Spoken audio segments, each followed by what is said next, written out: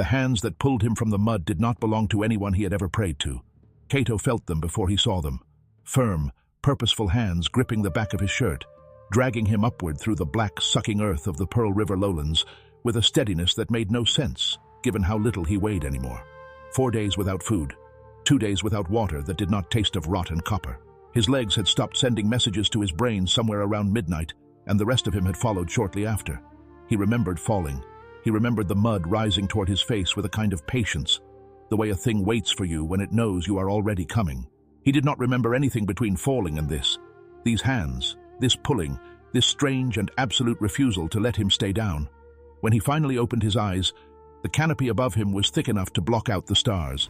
The air tasted of pine and river mud, and something medicinal he had no name for. A woman was standing over him, not leaning, not hesitating, just standing, the way a person stands when they have already made their decision, and the only remaining question is logistics.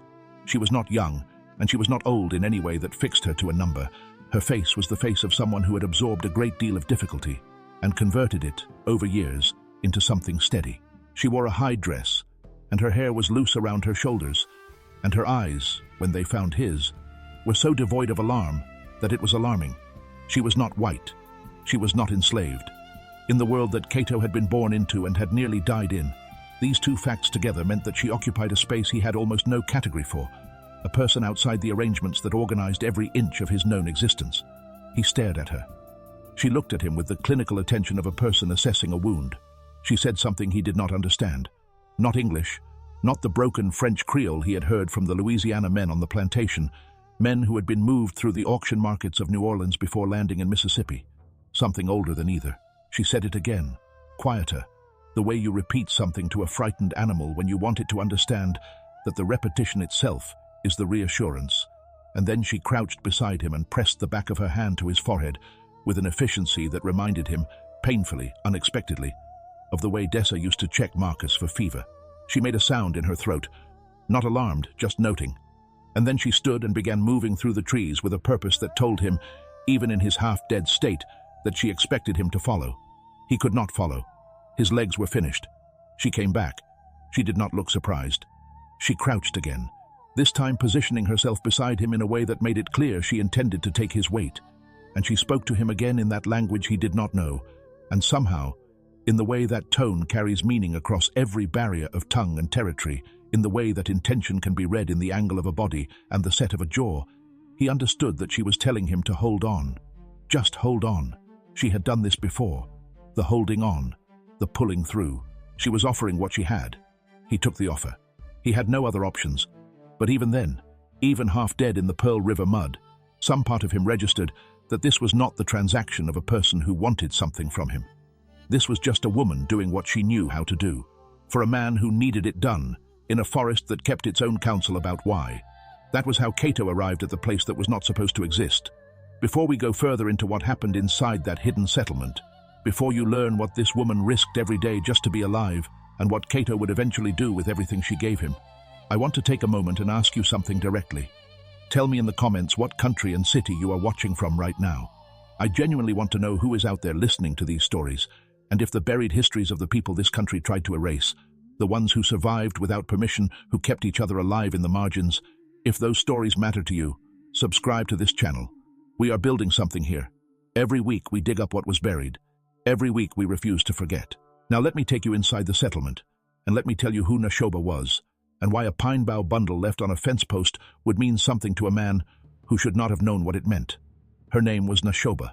She was 47 years old, though she did not count years the way the plantation ledgers counted them, as debts, as inventory, as columns that needed to balance. She counted by seasons of difficulty, by hard winters survived, by the specific weight of a loss that had no document to record it. By that measure, she was very, very old. She had been born near the Pearl River in the territory her people had occupied since before anyone living could remember. In the years when the land had no American name and did not need one, when the Choctaw Nation's relationship to this river and these pines and this particular quality of morning light was a fact as settled as the water's direction. She had watched the American argument about that settledness play out over the course of her life in ways that grew increasingly less subtle. The treaties, one after another, each one taking another portion of what had been whole. The settlers arriving at the edges of the territory, then the middle of it, then everywhere, with their claims and their courts and their systematic legal conversion of someone else's home into their own property. And then the Treaty of Dancing Rabbit Creek, signed in 1830, in which the Choctaw Nation ceded all remaining lands in Mississippi in exchange for territory in the West, and promises of citizenship that the Americans would spend the next decade quietly failing to honor. The removal. The March West, which would eventually be understood by those who had not walked it as a piece of history with a name, and by those who had walked it as a piece of experience that no name was adequate to hold. Nashoba did not march. She would tell you, if you asked, that this was not a heroic choice, that heroism is something you plan for, and she had not planned for any of it. Her grandmother was dying, not the theatrical dying of a person in a story, who rallies for a final word and then goes peacefully.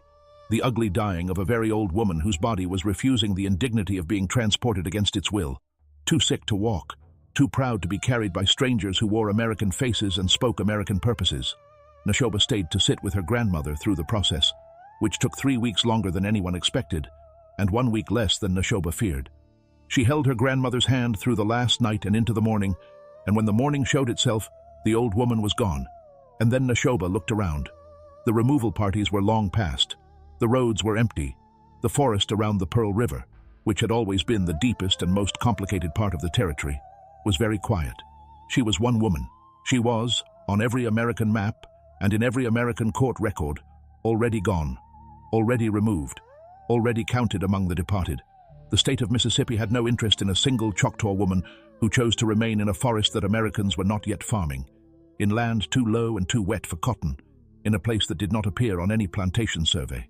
She stayed. Over the following years, others found her, or she found them, or the forest arranged the meetings in its own way. A family of 4 who had hidden in the River Cane during the removal, 2 brothers who had turned back after 3 weeks on the march, unable to go further from the river that had raised them, a woman with 2 small children whose husband had died on the road and who had walked back alone, 400 miles, with a stubbornness that Nashoba recognized as kinship. By the time Cato fell into the mud in August of 1841, the hidden settlement near the Pearl River held 30 souls, men, women, children, one very old man who was Nashoba's uncle, and who had not spoken in 2 years, but who woke each morning and ate his food and watched the tree line with an attention that never wavered. They grew what they could in small clearings that were invisible from any patrol path. They hunted quietly, taking no more than the forest could replenish, leaving no more trace than was unavoidable. They traded with no one. They appeared nowhere. Every action they took was calibrated against the single overriding requirement of the settlement: invisibility. Discovery meant removal. Removal at this point meant the long march to Indian territory that had already killed hundreds. Or it meant something worse: the recent legal innovations that had begun treating the remaining Choctaw in Mississippi not as a displaced nation but as squatters on American land, subject to removal by whatever means were available. They were ghosts by choice, and the price of choosing ghosthood was a vigilance so constant it had become, after 11 years, indistinguishable from breathing. Nashoba's nephew Sakala had been 12 years old when the removal happened, old enough to understand what was occurring, young enough that the understanding had calcified into something harder and more permanent than adult grief. He was 23 now, lean and watchful, with a way of moving through the forest that made no sound and left no impression, as if he had learned to travel in the gaps between things. The scar along his left jaw had come from a confrontation with a slave patrol 3 years earlier that had wandered too close to the settlement's eastern boundary. The patrol had not reported the confrontation. Sakala had seen to that, using methods that he did not discuss and that Nashoba had not asked him about. The patrol had not come back. Other patrols had learned, through whatever network of warning that such men maintain, that the deep forest near the Pearl River was not worth the trouble. When Sakala found Cato face down in the mud, his first instinct was correct in the practical sense and wrong in the human one. He came back to camp and told his aunt what he had found, and his recommendation was exactly what you would expect from a man who had spent 11 years with the survival of 30 people as his primary obligation. Leave him. A runaway slave leaves a trail. A found runaway leaves a worse one. Searchers, dogs, questions, the whole apparatus of pursuit that could follow a trail straight to the one place that could not afford to be found. Nashoba listened to him without interrupting. Then she picked up her medicine bag, which was a woven satchel of remarkable density, packed with roots and dried leaves, and small sealed containers of substances that had taken her decades to learn how to prepare. "If they find a trail leading here," she said, "they will find us whether or not this man is alive." She settled the strap of the bag over her shoulder. So we might as well have one more person who can walk. Sakala had no answer for the logic of that. He followed her back through the trees, and he stood at a distance and watched her pull the man from the mud, and he kept watching over the following 12 days while she worked on him. The cleaning of wounds, the poultices, the broth, the careful binding of cracked ribs, the patient administration of medicines that Kato had no words for, and Sekala watched with the proprietary attention of a student who would not admit he was one. What Nashoba did for Kato in those 12 days was not dramatic in the way that healing is dramatic in stories. It was the opposite of dramatic. It was methodical, repetitive, daily. It was the cleaning of the same wound at the same time each morning. It was the same broth, adjusted slightly each day as she read the changes in his color and his breathing, and the smell of the infection as it retreated. It was the patient, unsentimental attention of a woman who had healed people under difficult circumstances for 30 years, and who understood that the body has its own timetable and cannot be hurried past it. What made it remarkable, from Cato's perspective, was not the skill of it, it was the silence of it. In the world he came from, information was a weapon that everyone carried and everyone feared. What you knew, what you said, who you said it to, when you chose to speak and when you chose to withhold, all of it had consequences that could not be predicted and could not be undone. The quarters on the Pratt plantation were not a place of silence. They were a place of very careful speech, where every word was measured against the risk it carried. Nashoba asked him nothing. She treated his wounds. She fed him. She let him sleep. She sat near him at night sometimes when the fever was bad, not talking, just present, the way you are present for something that needs witnessing. He had not been witnessed in a very long time. On the 5th day, he tried to speak to her in English. Her English was approximate and confident, the English of someone who has learned a language through careful observation rather than instruction, who knows its bones without necessarily having its full flesh. She had been listening to American voices from the edges of things for 11 years. From behind the tree line as patrol riders passed, from a distance at the occasional trading post, she visited in deep disguise, from the halting exchanges with the few people outside the settlement who knew of its existence and had chosen to protect the knowledge. She understood him adequately. He adjusted his speech to match her speed, to leave room for the gaps, and they began to talk. She told him about the settlement in spare terms. Not the full story, not yet, but enough for him to understand what it was and why it required the particular disciplines it required. He told her about the plantation in terms that were equally spare, not because he was withholding, but because some of it was not yet possible to say out loud. He told her about the cotton rows, about the seasons, about the way time moved on a plantation in a cycle that was designed to never give you enough purchase to think about where you were in it. He told her about Marcus and about Lula. She listened without interrupting. When he described Marcus, the serious face, the way the boy had his father's hands and his mother's laugh, the way he made decisions about whether to trust something with a solemnity that seemed too large for a 3-year-old, Nashoba made a sound that was not quite a word in either language they shared, but that meant something in the language that is shared by people who love children and are afraid for them. He told her about Tobias on the 7th day, the 14-year-old, the dropped seed cotton, the overseer Briggs.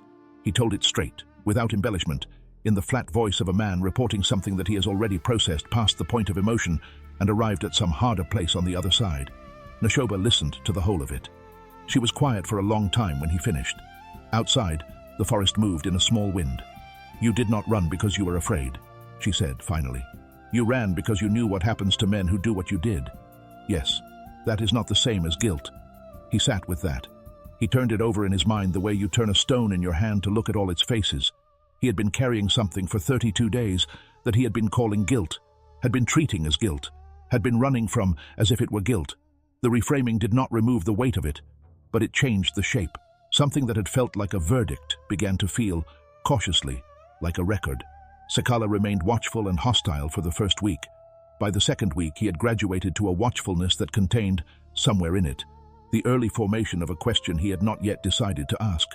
Cato recognized the stages of this. He had watched men move through similar progressions his whole life. The slow revision of a first judgment, the reluctant accumulation of evidence that complicates a conclusion already reached. He did not push. He did not perform trustworthiness, which is the surest way to destroy it. He simply worked. He helped with the daily maintenance of the camp, carrying water from the protected spring, splitting firewood with the axe that seemed to have been left leaning against a particular pine for the use of whoever needed it, assisting Nashoba's uncle in the small repairs to the camp structures that the man directed through gestures, and the occasional word, working with the unhurried thoroughness of a man who has spent 35 years being required to do everything right the first time. The difference was that no one was watching him for failure. No one was waiting to find the thing he did wrong. The work was still work. His body still ached. His hands still developed the same calluses they would have developed anywhere. But the absence of threat created a space around the work that he had not known was possible, a quality of simple presentness, of a task being completed for its own sake and the sake of the people it served, and nothing beyond that. On the 8th night, unable to sleep, he sat outside in the dark, and he counted the settlement. He counted the structures, the families, the children.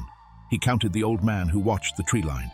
He counted Nashoba and Sakala and the others whose names he was learning. He counted 30.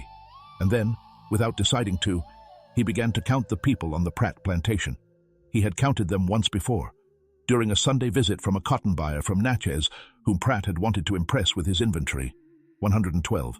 He had stood in the cotton yard and watched Pratt recite the numbers, and he had counted along, silently, and he remembered the buyer nodding with the approval of a man evaluating livestock, and he remembered the particular feeling that produced in his chest, a feeling he had no accurate word for, because the language available to him did not have words precise enough for the specific variety of pain that comes from watching yourself be counted. He thought about Lula. He thought about Marcus. He thought about Dessa in the kitchen, 60 years old, 3 decades of service, running the Pratt household with an efficiency that the Pratts had been benefiting from since before Devereux was born. He thought about old Solomon, who knew the Latin names of every plant on the property from a period decades earlier when a previous owner's son had taught him to read and had then died young and left Solomon with a body of knowledge and no legitimate use for it. He thought about the children in the quarters, the ones who were Marcus's age, the ones who were Tobias's age, the ones who would become Tobias's age in the years to come. And then he thought something that was so large and so dangerous that it felt physical, a weight behind his sternum, a pressure in his lungs, the way an idea sometimes announces itself not as a thought, but as a physical event. He went to Nashoba in the morning. She was at her grinding stone, working dried roots into powder with the focused patience of someone who does this every morning and will do it every morning for as long as she is able. She looked up at him when he appeared and read something in his face that made her set the stone down and give him her full attention. "I need to ask you something," he said, "and I need you to tell me honestly if it is impossible. Don't soften it for me. I need the real answer." "Ask," she said. He asked. He asked carefully, with all the detail he had been assembling in his mind over 3 sleepless nights. The layout of the plantation, the patrol routes, the timing, the fence gap, the particular geography of the land between the Pratt property and the first tree line, the 6-mile route through the forest to the river crossing he had used on his own escape. He laid it all out with the mapmaker's precision of a man who has been memorizing the details of a place for 15 years without knowing he was doing it, the way any captive memorizes their captivity, not from hope initially, but from the need to understand the shape of what holds you. He told her about the 112. He told her that he could not leave them. He told her that he understood what he was asking, that he was asking 30 people who had survived 11 years by being invisible to expose themselves, to risk everything they had protected, for people they had never met. He told her that he understood if the answer was no. He looked her in the eyes when he said it, and he meant the understanding, and she could see that he meant it, and that was the thing that made her not dismiss the question immediately. She said, "Sakala will say no." He said, "I know." She said, "I will need to hear every detail of your plan before I can say anything. Every hour of that night, every position accounted for." He said, "I have been lying awake building it for 3 days." She picked up her grinding stone. She said, "Then we will start tonight." What followed was 2 weeks of planning that Cato would remember for the rest of his life as the most concentrated thinking he had ever done, more concentrated than anything required of him in the cotton rows, where the demands were physical and repetitive, more concentrated than anything he had managed in the terrified calculation of his flight. This was different. This was strategic. This was the conversion of everything he knew, every detail of a world that had owned him, into a tool for the undoing of that world's hold on the people still inside it. The dirt maps grew more detailed each day. He drew the plantation from memory, the main house with its back porch that faced north, the overseer's cabin 50 yards to the east, Fowler's corner position in the smaller outbuilding at the southeast junction, the quarters in their 2 rows running south to north, the cotton gin and the equipment shed, the 2 gates with their heavy post and rail construction, the back fence with its weakness. He drew the patrol routes as he knew them, the circuit that the county slave patrol ran twice nightly, with a gap of approximately 2 hours and 40 minutes between the second and third pass of the eastern fence line, a gap he had identified during the planning of his own escape and had crossed without knowing if the timing would hold. Neshoba's people studied the maps with the focused attention of people who understood that a mistake in this planning was not recoverable. Tushka, a young man of 20 who had grown up in the settlement and knew the forest north of the Pratt property better than anyone, walked the route twice in the nights before the operation and came back with corrections and additions. Nashfala, the older warrior who moved through darkness with an unsettling fluency, identified 3 alternative paths through the forest that could be used if the primary route was compromised. Hoke's son Abe, who had broad shoulders and a gift for practical organization, worked out the logistics of moving 112 people in groups through a fence gap approximately 3 feet wide, the timing, the spacing, the management of children and the elderly, the prevention of the bottleneck that could turn a controlled exit into a panicked one. Sakala fought the plan for 3 days. His arguments were not wrong. A settled, invisible community of 30 people does not expose itself for strangers. The risk was not proportionate to any benefit the settlement would receive. If anything went wrong, if one person from the plantation talked, if one patrol arrived early, if any of 100 things went wrong, the 30 souls of the hidden camp were finished. 11 years of invisibility, undone in a night. He made these arguments clearly and well, and Cato listened to them without interrupting, and conceded every practical point, and continued to plan. Because the arguments were not wrong, but they were also not complete. They were the arguments of a man trying to survive, and Cato was also trying to survive. And somewhere in him, he had arrived at a place where the kind of survival that required leaving the 112 behind was a kind of survival he found he could not choose. Neshoba spoke to Sakala on the second night in Choctaw for a long time. Cato did not hear the full conversation. He was on the other side of camp, lying on his pallet, but he heard the register of it, the low back and forth, the long pause before Neshoba spoke, the longer pause before Sakala responded.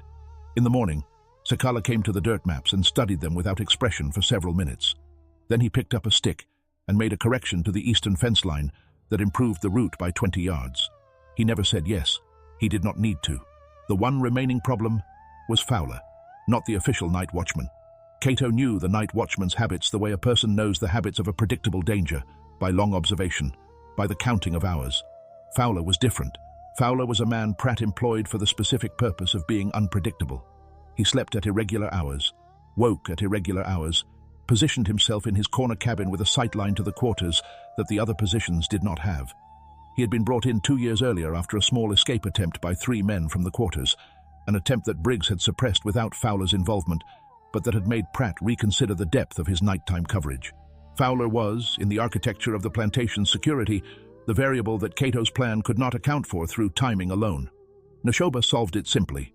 She took out a small tied bundle from her medicine satchel, dried leaves, gray-green, with a smell like iron and river grass, and she explained what it did. Asleep deep enough that a man who took it would not hear a thunderstorm. Not poison.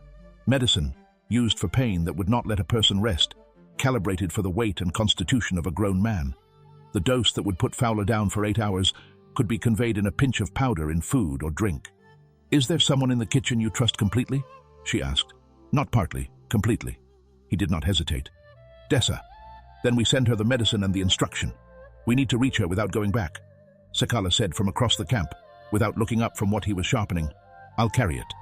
He said it the way he said most things, flatly, without decoration, as a fact being stated rather than an offer being made. He went 2 nights later, moving through the forest to the plantation's fence line, carrying the powder and the message. He made the call of the barred owl 3 times at the designated fence post, which Cato had spent 2 days teaching to 3 people in the quarters who would be listening for it. And then he came back. 3 nights later, he returned with an answer. Dessa had received the message. Dessa understood the plan. Dessa sent word through the owl signal. She had been ready for someone to ask. She had been ready, she sent word, for a long time. Now, what are you thinking right now, in the middle of this story? Leave a comment below. Tell me what is moving in you. And if this story has reached something, hit the like button. It is the simplest way to make sure more people find these buried histories. Now let me take you to the night of the dark moon, the 14th of August, 1841. And let me tell you what happened when the people the Pratt plantation owned decided to leave. The heat that night was the specific, suffocating heat of a Mississippi August that has not yet broken. The kind that sits against your skin at midnight with the same weight it had at noon, as if darkness has no power over it, as if the sun has left instructions for the air to carry on without it. The sky was black and starless with cloud cover, and the Pearl River to the west moved low and slow in its summer levels. And the only sounds in the forest were the sounds the forest always made, the constant background note of insects, the occasional bird, the water. In the quarters of the Pratt plantation, 112 people were lying on their pallets with their eyes open.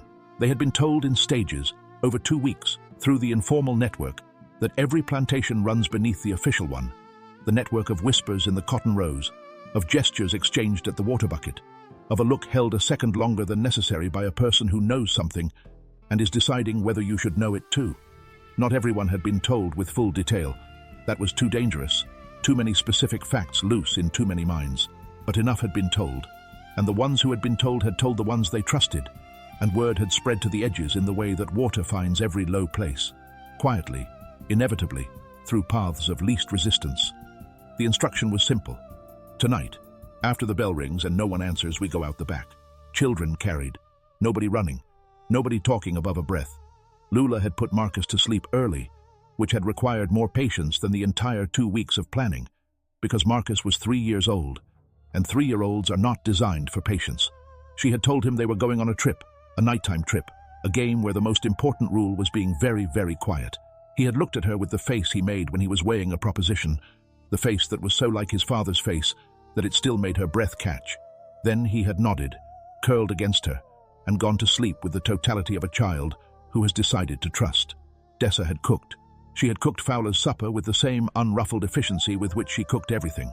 The corn pone, the salt pork, the cup of bitter chicory coffee that Fowler drank every evening before his first watch cycle. She had added the powder from Nashoba's bundle to the coffee with the steadiness of a woman who has been navigating danger in a kitchen for 60 years and who recognizes this particular moment as the one she has been moving toward without knowing it. She watched Fowler drink the coffee through the window of the main house kitchen. She watched him set down the cup. She continued washing dishes. By 11:30, Fowler was asleep in his corner cabin with the deep, undisturbed sleep of a man who had simply decided to rest, and the darkness over the Pratt plantation was total, and Cato stepped out of the tree line. He had not been back to this land in 32 days. The fence line, the dark shape of the cotton gin, the pale block of the main house against the cloud-covered sky, all of it hit him with a physical force that he had not expected, a recognition so complete it was almost unbearable. 15 years of his life were embedded in the geometry of this place. He knew the way the fence posts leaned in the low ground near the back. He knew the way the cotton gin sounded in a wind, its loose tin roof chattering.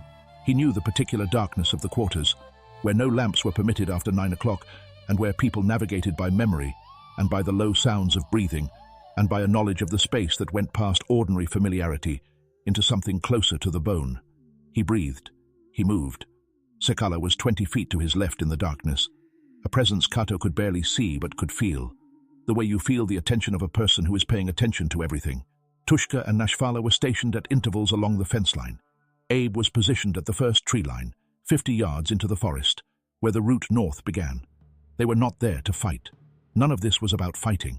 It was about knowing the land, holding the route, passing the people through. Cato reached the back fence. The gap was exactly where he had left it 32 days ago, the 2 rotted posts and their settled rails making an opening 3 feet wide. He moved through it and across the open field toward the quarters in a low, fast walk. And when he reached the first door, he pressed himself against the wall and made the sound, a low pulse in the chest, barely audible, the signal that he and Dessa had agreed upon. The door opened. Dessa stood in the doorway, 60 years old, small and absolutely still, wearing her working clothes and carrying a cloth bundle against her chest that contained everything she owned worth carrying. She looked at him for a moment with an expression that was not surprise and not relief, but something that contained both, the look of a person who has been waiting for something and is now watching it arrive. "You look thin," she said quietly. "I've been occupied," he said. "Everyone is ready," she said. "Left row first. I gave them the order by family, so there is no confusion about sequence. Children carried unless they are big enough to walk fast. Anyone who cannot move quietly, I have assigned a partner to stay beside them." She paused. "The night watchman is sleeping. Fowler is sleeping." "I know," he said. "Pratt sleeps hard after 10 o'clock, she said. "He always has." "I know," he said again. She pulled him inside for 3 seconds and stood close and looked at him with a directness that had always, since he was a child on this property, been her particular quality. She had never looked at him the way the quarters looked at each other, with the sidewise caution of people who could not afford straight lines. She had always looked straight. "Come back out alive," she said. "Yes," he said. "And bring all of them. Everyone," he said. She pulled the door open. He went back to the fence. What happened over the following 2 hours and 16 minutes would never appear in any court record, any plantation ledger, any newspaper, any official document of the state of Mississippi, because the people who conducted it chose not to speak of it publicly, and the people who should have been watching were asleep or looking in the wrong direction. 112 people moved through a 3-foot gap in a fence in a steady, unhurried stream, ordered, quiet, disciplined in the way that people are disciplined when they understand exactly what is at stake and have agreed among themselves that tonight, of all nights, they will hold to the agreement. Cato stood at the fence post and counted as each person passed through. He kept his hand on the rotted wood and let the numbers accumulate.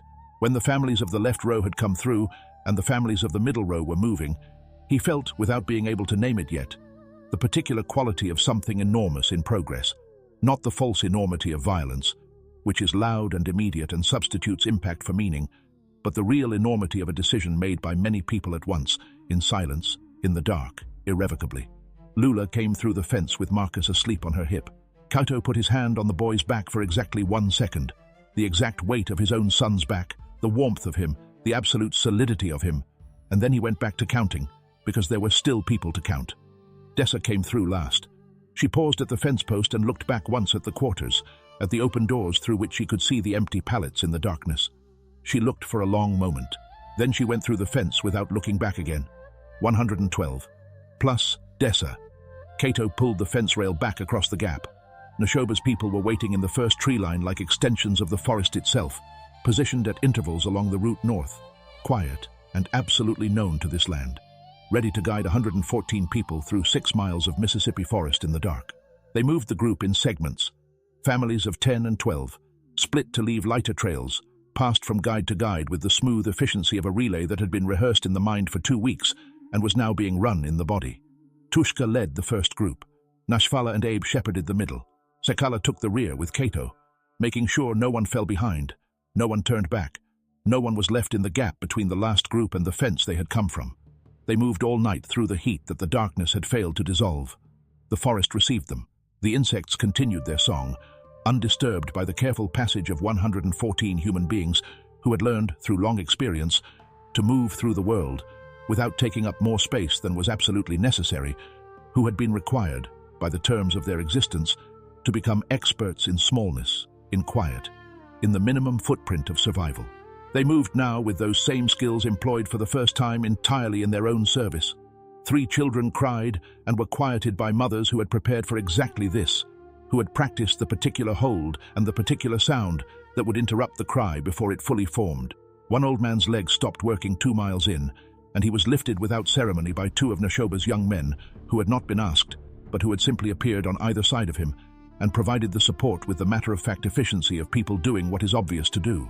Marcus woke somewhere around 2 in the morning, lifted his head from Lula's shoulder, looked around at the dark trees and the moving shapes of people, and said nothing, just watched, with his father's face, the passage of this night around him.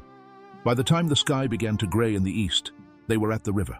The crossing point Cato had identified was shallow enough to wade, knee-deep at the center, and Sekala had rigged a rope line between 2 sycamores on either bank, for those who needed the security of something to hold.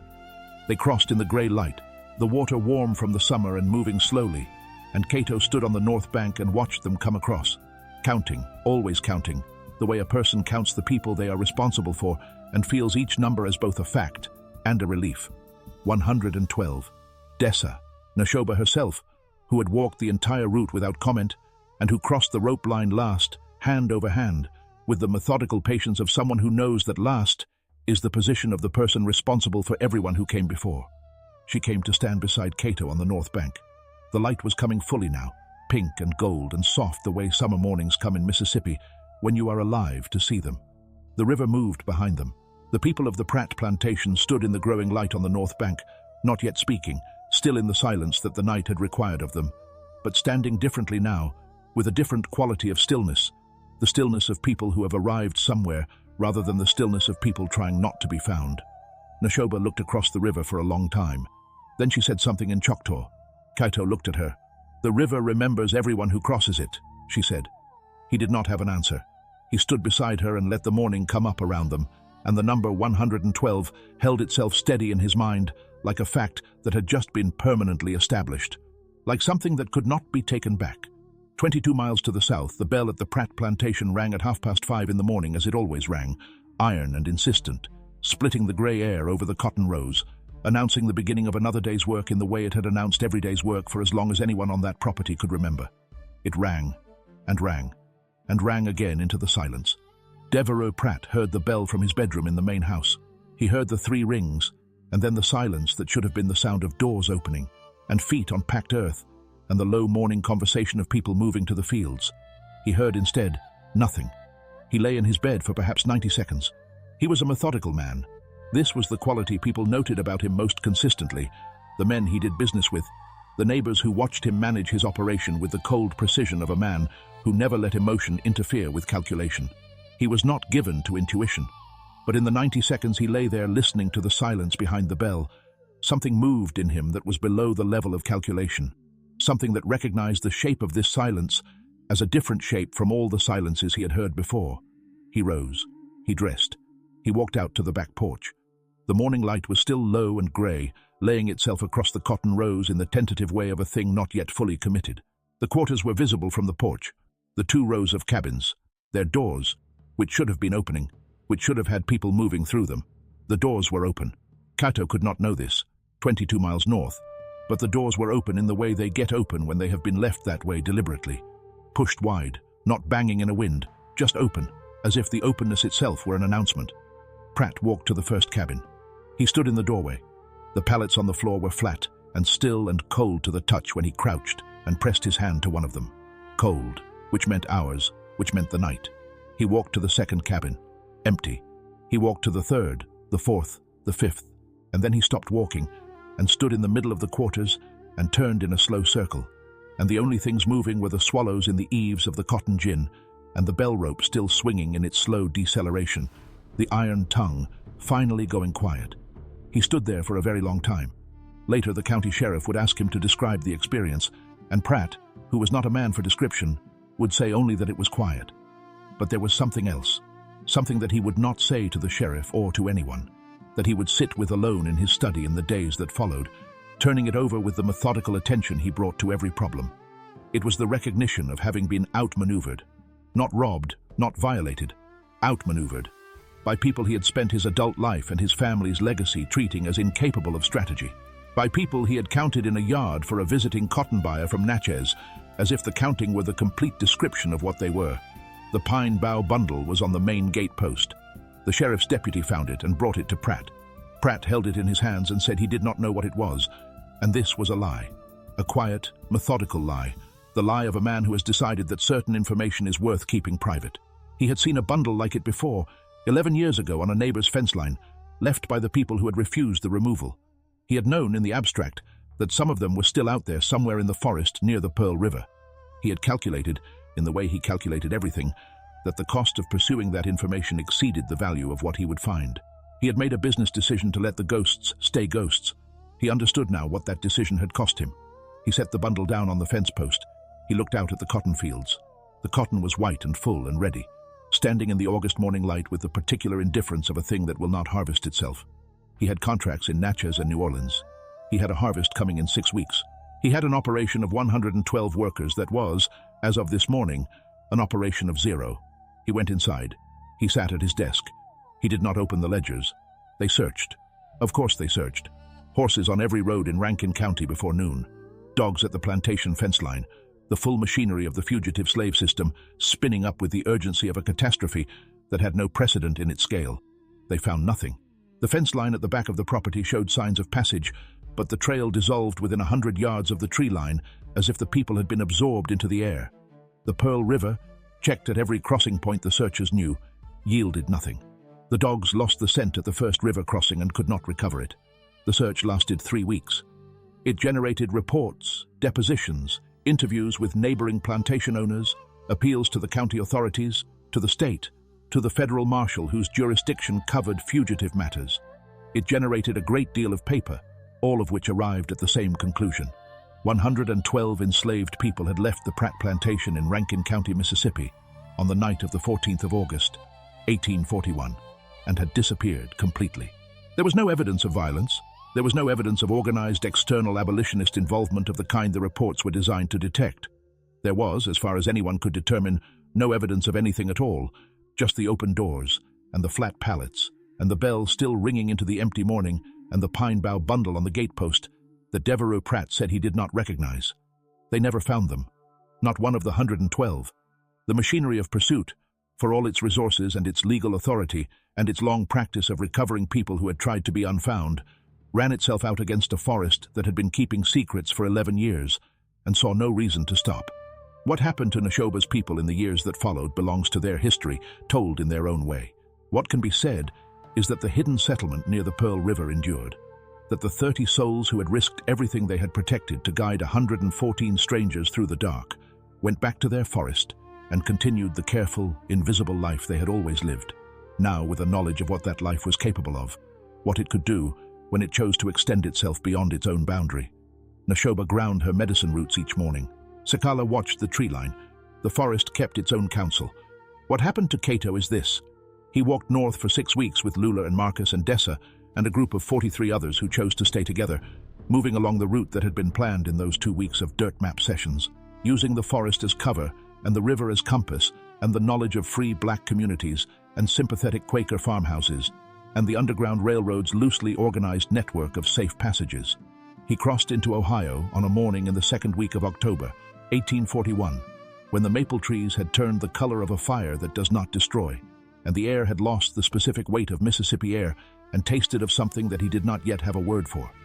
He stood at the Ohio River with Marcus on his hip and Lula beside him and Dessa behind him, and he breathed the cold air, and he held in his mind, simultaneously and without contradiction, 2 complete truths: that he was not yet free in the legal sense, that the Fugitive Slave Act would follow him into every northern state, that the war between what America claimed to be and what it was had not yet been fought and was still 20 years away, and that he had, on the night of the 14th of August, in the dark of a Mississippi forest, stood at a fence post and counted 112 people through a gap into a different life, and the counting had been true and the number had held.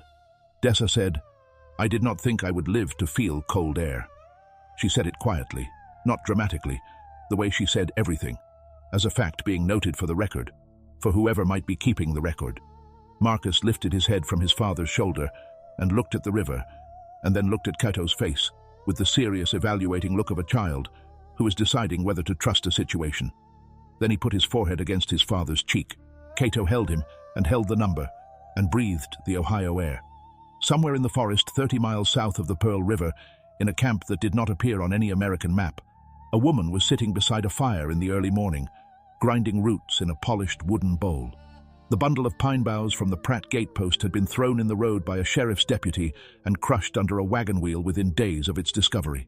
But the knowledge it represented, the maps held in memory, the forest routes, the timing of the patrols, the careful architecture of invisibility that could be converted, when the moment required it, into the architecture of passage, that knowledge was still intact, still alive in the minds and hands and feet of 30 people who had learned it in the most complete possible way, by living it. Neshoba ground her roots, and the fire settled, and the owls called across the dark water of the Pearl River, which had been receiving secrets for a very long time and had never told any of them. Some things you bury and they die. Some things you bury and they wait for a man who has stopped believing in anything to come along and give them a reason to move. The cotton stood in the August fields of Rankin County, Mississippi, white and full and absolutely still. No one came. If this story reached something in you, if the names Cato and Neshoba and Dessa and Marcus and Sakala mean something to you now, if the image of 112 people moving through a fence gap in the dark in absolute silence has settled into some part of you that will not easily let it go, then you understand what this channel is for. Subscribe and turn on notifications, because every week we come back to the buried ground and we dig. We dig for the 112. We dig for the 30 who risked everything to guide them. We dig for every person whose story was declared finished before it was finished. Share this with someone who needs to hear it. And when you do, tell them, the river remembers everyone who crosses it.